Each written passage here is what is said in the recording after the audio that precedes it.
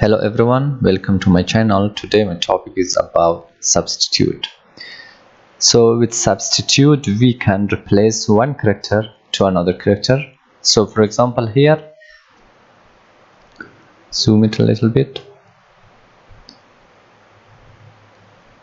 You can see here is the email address, and here you can see the $sign here, and also we have the space here. So I want to remove this space from here and also the $sign from here. So before we used to, if we had two spaces, we used to use the trim function, but we have here one space, so the trim will not work here. So first of all I want to replace this dollar with @, so I just type here =, substitute.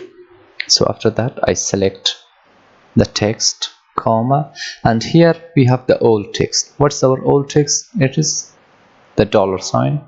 I should put this in quotation marks. So the $sign in quotation mark, I want to replace it with quotation, quotation, close the bracket. Simple. Just enter. Just you can see it works magically, and here you see these $signs has replaced with here.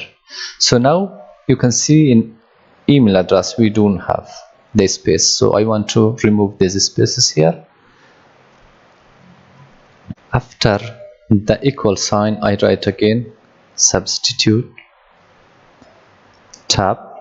So here, so the first substitute is my text, just I put comma. So after that I just write the old text. The old text is the space, quotation mark, space, quotation, comma, space, and space, close the bracket and enter. You can see now we don't have that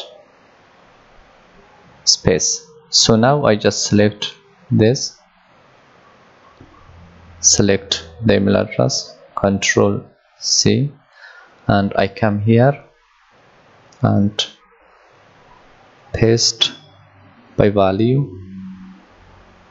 You can see now I have my email address here, so I just come here and delete my helper column.